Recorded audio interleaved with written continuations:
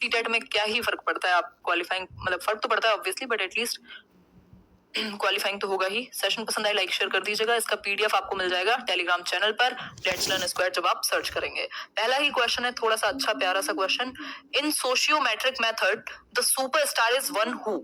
Sociometric method में यानी समाजमिति विधि में सुपरस्टार हम उस व्यक्ति को कहेंगे जो, पहला ऑप्शन है who is chosen by maximum number of persons, जो ज्यादा लोगों के द्वारा चुना जाए, या फिर is chosen by multiple pairs, कई जो पेयर्स हैं वो उसको चूज करें, बोथ ऑफ दीज या फिर नन ऑफ दीज। फटाफट से आंसर कीजिएगा। Happy to see you. Same here Praveen ji, आप सभी को देख करके बहुत खुशी हुई। नाम लीजिए, शैली कानपुरे। आंसर कीजिए, अब नाम बाद में होगा, पहले आप आंसर कीजिए। बहुत बढ़िया, बहुत ही बढ़िया, सही है सही है, ग्रेट। आंसर इसका ए नहीं होगा, आंसर होगा both of these, both of these. ठीक है बात, यानी कि दोनों ही। समाजमिति विधि क्या है? बेसिकली देखा जाता है कि सोशल ग्रुप में, आप एक पर्टिकुलर ग्रुप में या क्लासरूम में अगर हम बात करें, कौन किससे कितना सपोर्ट में है, किसके कौन किसके साथ है, कैसे रिलेशंस हैं एक बच्चे के आपस में, है ना। जैसे मॉनिटर भी चूज किया जाता है तो हाथ खड़े करवाए जाते थे, तो देखा जाता था भाई कितने लोग इसके सपोर्ट में है इस बच्चे के। तो इज चोजन बाय, तो उससे पता लगेगा कि कैसे रिलेशंस हैं बाकी लर्नर्स के बीच में, जो बाकी स्टूडेंट्स हैं उनके बीच में। तो who is chosen by maximum number of persons, जो ज्यादातर लोगों के द्वारा चुना जाए, या फिर is chosen by multiple pairs. अगर पेयर्स की बात हो रही है या बेसिकली ग्रुप्स की बात हो रही है तो वहां भी यही देखेंगे। सुपरस्टार उसको कहेंगे जो ज्यादा लोग जिसको सपोर्ट कर रहे हैं, एक तरीके से यहाँ इस केस में कह सकते हैं। तो सी ऑप्शन इसका सिंपल सही आंसर हुआ। समाजमिति विधि बेसिकली सोशल रिलेशंस को आपकी स्टडी करती है कि देख लीजिए ये जितने ग्रीन और रेड वाले लोग हैं ये एक साथ हैं, ये एक साथ हैं, मतलब और इन सब के रिलेशन है आपस में, तो आपके एक सोशल ग्रुप में आपस में कैसे रिलेशंस हैं वो दर्शाती है समाजमिति विधि। ठीक है बात, जल्दी हो जाएगा। हिंदी में सुधार 2-4 दिन ही लगेंगे मुश्किल से। जैसे ही वो सुबह वाला सेशन शुरू होगा, शाम की सीरीज सुधर जाएगी अपने आप। इसको कुछ करेंगे इसका, है ना। तो ये समाजमिति विधि में सोशल रिलेशंस को स्टडी किया जाता है बच्चे के या जो भी आसपास जिसके भी बारे में बात हो रही है ना। ठीक है बात। नित्या, बहुत बढ़िया नित्या, आंसर कीजिए फटाफट से। नेक्स्ट क्वेश्चन पर बढ़ते हैं। नाम को छोड़िए, लास्ट में देखेंगे अब नाम। क्वेश्चन देखिए, Who has propounded the theory of insight, यानी कि अंतर्दृष्टि के सिद्धांत को किसने प्रतिपादित किया है? थॉर्नडाइक, गेस्टाल्ट साइकोलॉजिस्ट, हेगार्टी या फिर स्किनर? बताइए एक बार। हाँ, एम्परेट जब आएगा तो कुछ सेशंस स्पेसिफिकली बना दिए जाएंगे, टेंशन लेने की कोई बात ही नहीं है। और अभी जो सीरीज शुरू होगी ना, सुबह में जो सीडीपी का चैप्टर वाइज रिवीजन है वो एम्परेट वालों को भी काम आएगा, और जितने भी टीचिंग एग्जाम है सभी के लिए काम आएगा। स्मार्ट बोर्ड पे करेंगे। स्किनर क्यों होंगे भाई? कौन से स्कूल में स्किनर पढ़ लिया? गेस्टाल्टवाद है ये, गेस्टाल्ट साइकोलॉजिस्ट हैं जो होल में विश्वास रखते हैं। और इसमें भी गेस्टाल्टवादियों में भी कौन है? कोहलर हैं, वोल्फगैंग कोहलर, जिन्होंने सुल्तान नाम के चिंपैंजी पर प्रयोग किया था। रे सुल्तान नहीं है, ये नॉर्मल चिंपैंजी है एक, ठीक, जिसमें ये देखा कि इंसाइटफुल लर्निंग यानी एकदम से एक इंसाइट आएगी, एकदम से एक आइडिया आएगा, एक बल्ब जलेगा एक तरीके से, है ना। और एकदम सडन सॉल्यूशन आपके दिमाग में आएगा। आपने कोई क्वेश्चन सॉल्व कर रहे थे, कोई प्रॉब्लम आ रही थी, नहीं सॉल्व हो रहा था, आप जाकर के खाना बनाने लगे, एकदम से आइडिया आया, यार इस प्रॉब्लम को तो ऐसे सॉल्व कर सकता हूँ। दैट मीन्स गेस्टाल्ट जो है एक होल में देखता है, एक्सपीरियंसेस के बेस पे एक सॉल्यूशन आएगा, है ना, एक आइडिया आएगा, एक इंसाइट आएगी। Sudden solution is the rule in insightful learning. ठीक है बात। गेस्टाल्ट साइकोलॉजिस्ट बेसिकली होल के रूप में बात करते हैं। Whole is greater than the sum of its parts, ये कहते हैं, जो कि अरिस्टोटल ने कहा था। इसके अलावा अगर गेस्टाल्टवाद को जन्म किसने दिया तो वर्टहाइमर, कोहलर, कोफका और आपके कर्ट लेविन भी इससे जुड़े हुए हैं। ठीक है बात, आगे बढ़ेंगे। और बेसिकली जो कोहलर हैं वो एक गेस्टाल्टवादी हैं, तो इसलिए गेस्टाल्ट थियरिस्ट का नाम दिया हुआ है, कोहलर का नाम नहीं दिया हुआ। अगर कोहलर होता तब भी सही होता, दोनों में से एक ही का नाम देते, है ना। तो थियरी ऑफ इंसाइटफुल लर्निंग में क्या था? कुछ चिंपैंजी पर प्रयोग हुआ था, जिसमें से फेमस चिंपैंजी है सुल्तान, जिसको कुछ ऐसी सिचुएशन दी गई कि वो केलों तक खुद नहीं पहुंच सकता था। सीलिंग में बनानास को लगा दिया गया और उसने फिर अलग अलग सूझ आई, उसको बहुत सारे ट्रायल किए, उसने देखा, मतलब चीजें करके देखी, लेकिन वो चीजें सॉल्व नहीं हो रही थी। तो वो बैठ गया थोड़ी देर के लिए, और फिर एक इंसाइट आता है उसे कि बॉक्स के ऊपर बॉक्स रख के वो वहां तक पहुंच सकता है, यानी आइडिया आया, है ना। एक आइडिया है, ये परसेप्शन पर बेस्ड काम करती है। उसने परसीव किया सिचुएशन को पूरी होल के रूप में, और एक आइडिया जनरेट हुआ, एक इंसाइट आई, एक बल्ब जला। ठीक है बात। क्लियर हो गई बात यहां तक की? आगे बढ़ेंगे। मिस्टर राहुल नेक्स्ट क्वेश्चन देखिए थोड़ा। क्वेश्चन नंबर 3 है, according to McDougall every instinct is associated with. McDougall की यदि हम बात करें तो इन्होंने इंस्टिंक्ट की थियरी दी है। इंस्टिंक्ट क्या है? वो प्रवृत्तियां जिनको आपको सीखना नहीं पड़ता, जो नेचुरल होती हैं, इनेट बिहेवियर्स होते हैं आपके। इसमें 3 चीजें होती हैं, परसेप्शन, बिहेवियर और आपका इमोशन। तो यहाँ बात हो रही है इंस्टिंक्ट जो है, हर एक इंस्टिंक्ट, कुछ 14 इंस्टिंक्ट दिए हैं, 14 किसने?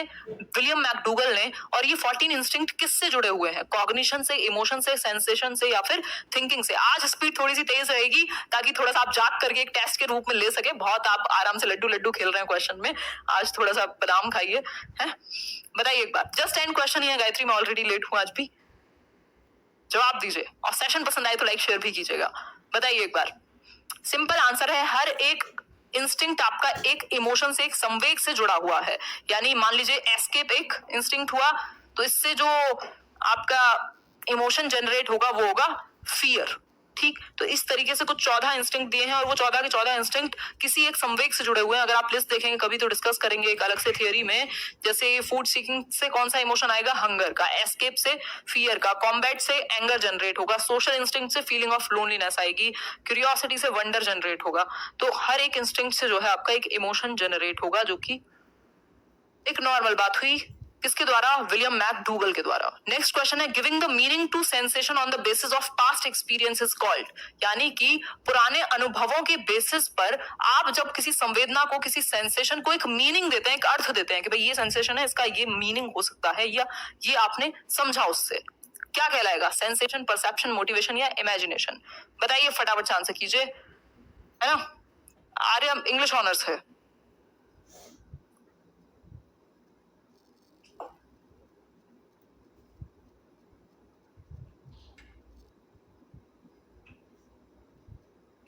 कोई बात नहीं, कोई बात नहीं, सबको फ्रीडम है ना, आजादी का अधिकार है।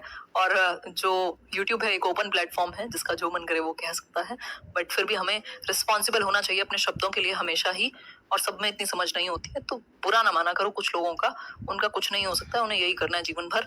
देखिए एक बार, परसेप्शन कहलाएगा जब आप किसी सेंसेशन को एक मीनिंग दे देते हैं। हम कहते हैं ना, इसका एक परसेप्शन बना लिया है हमने इस चीज को कि ये चीज है, यानी पैसा है तो बड़ा खुश होगा इंसान, बहुत बड़ा आदमी होगा, है ना? परसेप्शन है जस्ट एक कुछ सेंसेशंस के बेसिस पे। बेसिकली हम अपने सेंसेस से देखते हैं आसपास चीजें, वो परसीव करते हैं अपने दिमाग में। जो हमारे सेंसेस या हमारी जो भी सेंसरी ऑर्गन्स हैं वो हमें क्या देते हैं? एक सिग्नल देते हैं, परसेप्शन बनाते हैं हम सिचुएशन का या चीजों का, और फिर वो हमारा एक कॉन्सेप्ट तैयार कर देती हैं। ठीक, तो जब हम सेंसेशंस को एक पास्ट एक्सपीरियंसेस के बेसिस पे एक मीनिंग दे देते हैं, जो चीजें पहले भी हुई हैं, तो वो एक परसेप्शन क्रिएट हो जाएगा, एक धारणा बन जाएगी अगर मैं कहूँ तो। ठीक है बात? B option. क्लियर हो गई बात? आगे बढ़ेंगे। नेक्स्ट क्वेश्चन है question number 5। 5-year-old Mohan has mental as of 8। What is his IQ?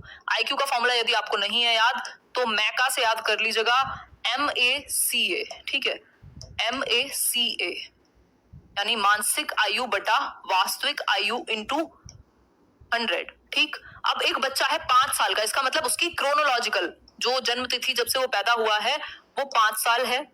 मानसिक आयु कितनी है? मेंटल एज 8 वर्ष यानी 8 इयर्स, तो 8 है। और ये आपका क्या हो गया? कर लो इसको अपने आप कर लो। ठीक, तो 20 टाइम्स। ठीक बात, 160 आ जाएगा। IQ कितना आ गया? 160। सिंपल बात। वैसे भी अगर मेंटल एज जो है 100 इससे वास्तविक आयु से ज्यादा है, दैट मीन्स 100 से ऊपर ही जाएगा, है ना? तो सिंपल है 160 गया फिर। ठीक बात,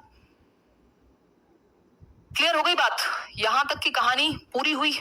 आगे बढ़े अब।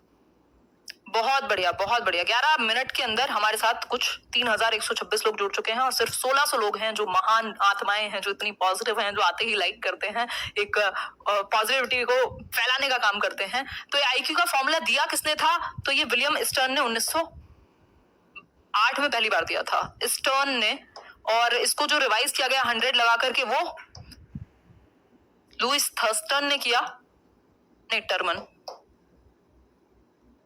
इसको जो रिवाइज किया गया वो टर्मन ने किया स्टैनफोर्ड में। और इसमें जो मेंटल एज का कॉन्सेप्ट है वो दिया है बिने ने। इसमें 3 लोगों का काम है, तो इसको ध्यान में रखिएगा। जो IQ का कॉन्सेप्ट है ये जो IQ टर्म है, इंटेलिजेंस कोशेंट, बुद्धि लब्धि, इसको विलियम स्टर्न ने दिया। ये जो फॉर्मूला है इसको रिवाइज किसने किया? टर्मन ने किया 100 लगा करके। MA जो है यानी कि मानसिक आयु, उसको दिया बिने ने, जो एल्फ्रेड बिने, जिनको फादर ऑफ इंटेलिजेंस टेस्टिंग कहा जाता है, जिन्होंने पहला इंटेलिजेंस टेस्ट 1904 में दिया था। क्लियर है बात? अपने एक एसोसिएट साइमन के साथ मिलकर के। ठीक, तो ये चीजें हमें ध्यान में रखनी होती हैं, छोटी छोटी सी चीजें होती हैं, 1 नंबर दिला देती हैं। क्वेश्चन नंबर 6 देखिए, which of the following is not the cause of forgetting? इनमें से कौन सा एक भूलने का कारण नहीं है? है ना, भूलना मुमकिन नहीं है, तो जरा बता दीजिए क्यों नहीं है। बेसिकली कौन सा एक भूलने का कारण नहीं है ना, फॉरगेटिंग का रीजन नहीं है, वही क्यों क्यों नहीं, आप क्या भूल क्यों नहीं पाते हैं चीजें? Under learning, desire to remember, mental conflict, या फिर डिफेक्टिव मेथड्स ऑफ रिमेंबरिंग। ऐसे हिमेश रेशमिया को याद नहीं करना है यहाँ पे, और फटाफट से बता देना है कि कौन सा एक भूलने का रीजन नहीं है, क्यों आप भूल नहीं पाते हैं चीजें, बताइए एक बार। बहुत ही बढ़िया, गजब, बहुत बढ़िया। स्पीड से ही प्रैक्टिस करेंगे, अब थोड़ा सा एनर्जी की जरूरत है, जाग जाइए, ऐसे नींद से चैन से सोना है तो जाग जाइए। पता नहीं किसका डायलॉग है, 3 दिन से मेरे दिमाग में चल रहा है। आंसर करो एक बार। 6th का बी मतलब डिजायर टू रिमेंबर। एग्जैक्टली, जब आपकी इच्छाएं खत्म नहीं हो रही हैं भूलने की, आपकी इच्छा है याद रखने की, तो भूलोगे कैसे? फिर रहो दुखी, खाओ दवाइयां, रहो परेशान, है ना। तो याद करने की इच्छाएं यदि बरकरार हैं तो याद रहेगा ही, फिर भूला थोड़े ना जाएगा। तो फॉरगेटिंग जो है वो एक, कब हो सकता है फॉरगेटिंग? जब लर्निंग ठीक से ना हुई हो, कुछ मेंटल कॉन्फ्लिक्ट, दुविधा चल रही हो, तब आपकी मेमोरी पर फर्क पड़ता है, और डिफेक्टिव मेथड हो याद करने का। कई लोगों ने तो जो थियरी है उस थियरी से बड़े शॉर्टकट बनाए हुए हैं, डिफेक्टिव मेथड है याद करने का, हर चीज के शॉर्टकट याद किए हुए हैं, और फिर जब जिस दिन वो थियरी आएगी तो वहां थियरी याद नहीं आएगी, और शॉर्टकट ढूंढते घूमेंगे कि भैया ये क्या था। तो ज्यादा शॉर्टकट में भी नहीं पढ़ना होता, कोशिश कीजिए मल्टीपल टाइम्स रिवीजन हो, और इतने शॉर्टकट याद ना रखें कि थियरी अलग से याद रखनी पड़े और शॉर्टकट अलग से याद रखने पड़े। ठीक है बात? एग्जैक्टली, डिजायर टू रिमेंबर, ये देखो कई लोगों को बिल्कुल बातें समझ में आती हैं। आगे बढ़ते हैं। क्वेश्चन नंबर 7 है आपके सामने, the science which deals with the methods of collecting, classifying, presenting, comparing and interpreting numerical data is called. भाई कौन सी साइंस है? एक विज्ञान है, किसका? जिसमें कुछ मेथड्स हैं, किसके? डेटा को कलेक्ट करने के लिए, जिसमें आप इकट्ठा कर रहे हैं डेटा, क्लासिफाई यानी कि वर्गीकृत कर रहे हैं अलग अलग कैटेगरीज में, प्रेजेंट कर रहे हैं, कंपेयर कर रहे हैं, और इंटरप्रेट कर रहे हैं कि इससे निकल करके क्या आया, इसका मतलब क्या है। इतने % लोगों ने ये किया तो उससे क्या एक मैसेज क्या निकल के आया, कलेक्ट किया, क्लासिफाई किया, इंटरप्रेट किया, ये सब चीजें किस एक साइंस में आएंगी? जवाब दीजिएगा। अगर स्पीड बहुत तेज हो तो एक बार कमेंट करके बता दीजिएगा, बहुत दिन बाद इतनी तेज स्पीड आई है। आंसर कीजिए एक बार। स्टैटिस्टिक्स है, मैथमेटिक्स है, जियोमेट्री है, या प्रोबेबिलिटी है? विच साइंस इज दिस? बताइए एक बार। बहुत बढ़िया, बहुत बढ़िया। देखो मिनी मानेगा कितनी समझदार हो गई है लेट्स लर्न पे पढ़ पढ़ के, हैं? आंसर कीजिए एक बार। स्टैटिस्टिक्स। अब ये तो सबका दिमाग है, सबके सबके परसेप्शन है, कौन कहाँ जोड़ दे किस चीज को, है? स्टैटिस्टिक्स यानी कि सांख्यिकी, जिसमें हम बेसिकली स्टैट्स, आपने शायद 11th-12th में पढ़ा होगा अगर इकोनॉमिक्स रही होगी, या फिर कॉमर्स में भी ऑब्वियसली होता ही है ना। तो स्टैट्स में क्या होता है, हम डेटा इकट्ठा करते हैं, रिसर्च वगैरह में भी ये चीज काम आती है। डेटा इकट्ठा करते हैं, क्लासिफाई करते हैं, प्रेजेंट करते हैं, कंपेयर करते हैं बाकी जो लास्ट टाइम कितना रहा था, क्या इंक्रीमेंट है, और इंटरप्रेट करते हैं इस डेटा को। ठीक है बात? तो ये भी आपका इसी का हिस्सा है थोड़ा बहुत। नेक्स्ट है आपका, which among the following is different from the characteristics of a good test? यानी कि इनमें से कौन सा एक जो है वो डिफरेंट है, किससे? एक अच्छे टेस्ट की विशेषता नहीं है ना, डिफरेंट है। अगर क्वेश्चन ध्यान से नहीं पढ़ा तो 1 नंबर चला जाएगा। बताइए एक बार, आंसर कीजिए। Thank you Shivangi Chaudhary, my answer is correct. Thank you Diksha Sachin, answer कीजिए फटाफट से। रिलायबिलिटी है, वैलिडिटी है, ऑब्जेक्टिविटी है, या एप्टीट्यूड है? एप्टीट्यूड, बताइए एक बार। मैम CDP के कीवर्ड्स करवा दीजिए, आप करा देंगे अभिषेक, है ना, करा देंगे, कोई दिक्कत नहीं। मुझे एक लिस्ट बनानी पड़ेगी कुछ वीडियोस के लिए ना, आप लोगों की बहुत सारी डिमांड्स हैं जो पूरी करनी है धीरे धीरे। डी ऑप्शन कह रहे हैं कई लोग।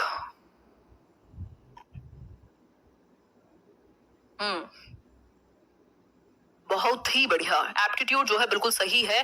क्यों? क्योंकि पूछा है different from the characteristics of a good test, मतलब अच्छे परीक्षण की विशेषताओं से अलग है। तो ये भी एक तरीका है पूछने का, क्वेश्चन को पढ़ के समझना है सबसे पहले। लीस्ट लिखा हो, नॉट लिखा हो, एक्सेप्ट लिखा हो, डिफरेंट लिखा हो, ये सब क्या है, एक तरफ ही इशारा कर रहे हैं कि क्वेश्चन को ध्यान से पढ़ के सॉल्व कर दीजिए, नहीं तो एक नंबर चला जाएगा मजाक मजाक में। ठीक है बात। अगर मैं अच्छे टेस्ट की विशेषताएं जानने की बात करूं तो 3 चीजें बहुत ज्यादा महत्वपूर्ण होती हैं। वो 3 चीजें कौन सी हैं? रिलायबिलिटी, वैलिडिटी और आपका ऑब्जेक्टिविटी।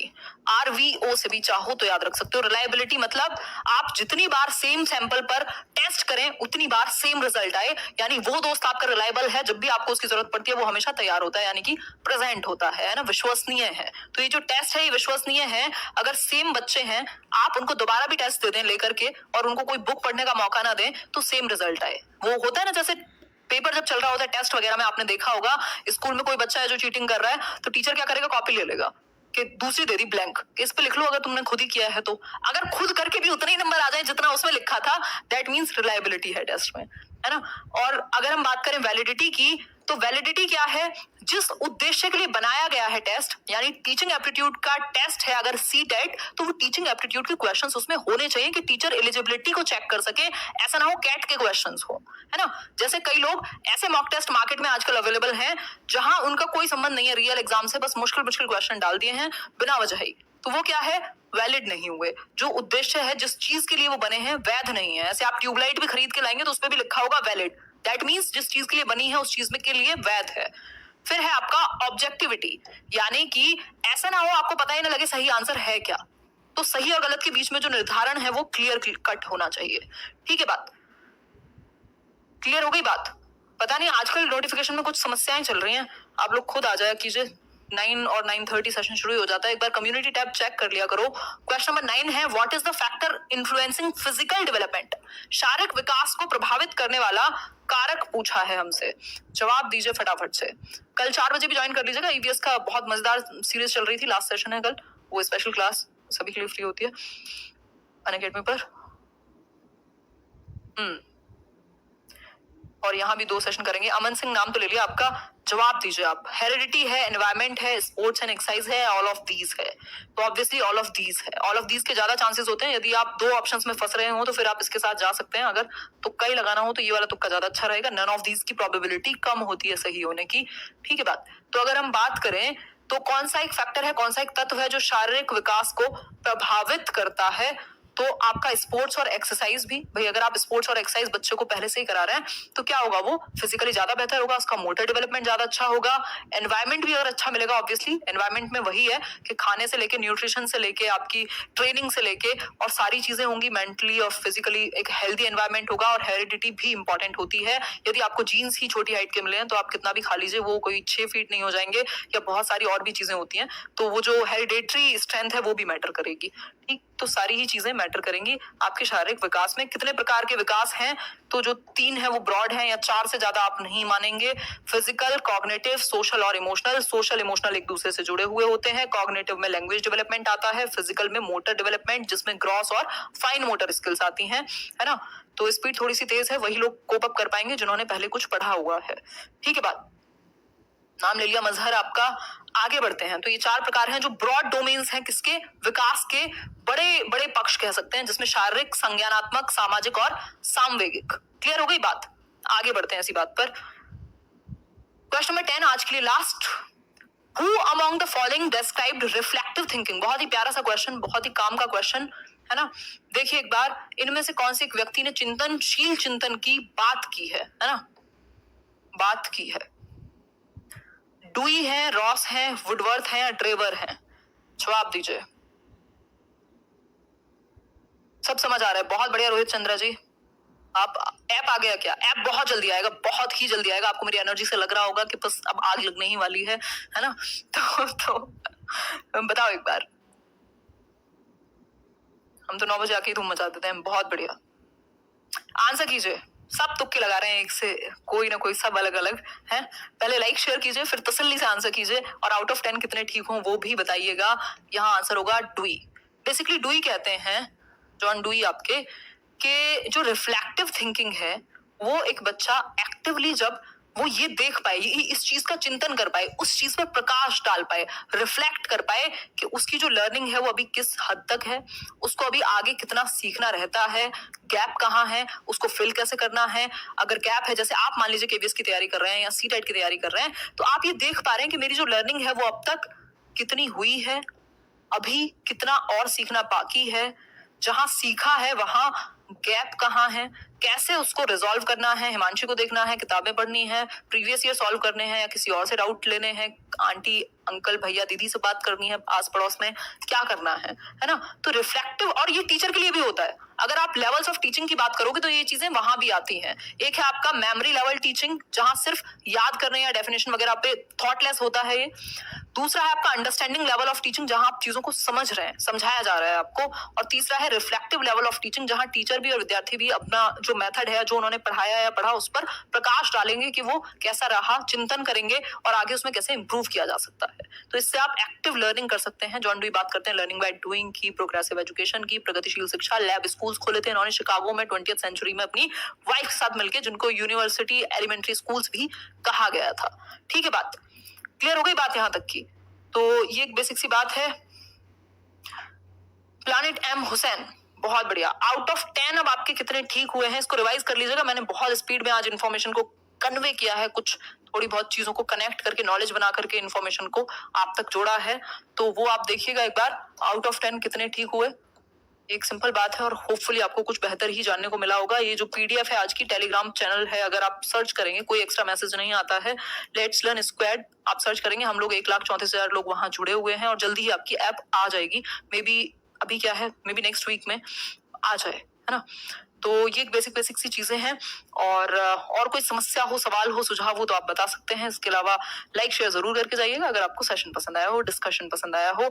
इसके अलावा जल्दी ही मे बी मंडे से या जैसे भी हो पाता है, अभी आप मैनेज कीजिए, एक ही वीडियो चल रही है और कुछ क्वेश्चन ही प्रैक्टिस कर रहे हैं, बट कुछ ना करने से अच्छा है कि कुछ किया जाए, है ना। ऐसा ना हो कि आपको लगे कि भाई अब सीटेट पता नहीं कब है। तो हिमांशी ने भी तैयारी कराना साइड किया हुआ है और आप भी किताबें साइड रख के बैठे हैं, थोड़ा सा एक मोटिवेशन भी आती है, और 4 क्वेश्चन सॉल्व करते हैं तो हमें भी दिखता है कि इतने सारे जो हजारों लोग आंसर कर रहे हैं उनके दिमाग में क्या चल रहा है और वो कितने एक्टिव हैं, है ना। तो वो एक एनवायरमेंट मिल जाता है थोड़ी देर के लिए। ठीक है बात। तो ये एक छोटी सी बात, कोई बात नहीं, जिनका नेट नहीं चल रहा था, ये सब प्रॉब्लम्स होती ही हैं। मुझे लग रहा है स्पीड ज्यादा ही थी आज, कई लोग दुखी हैं, परेशान हैं, निराश हैं, हताश हैं।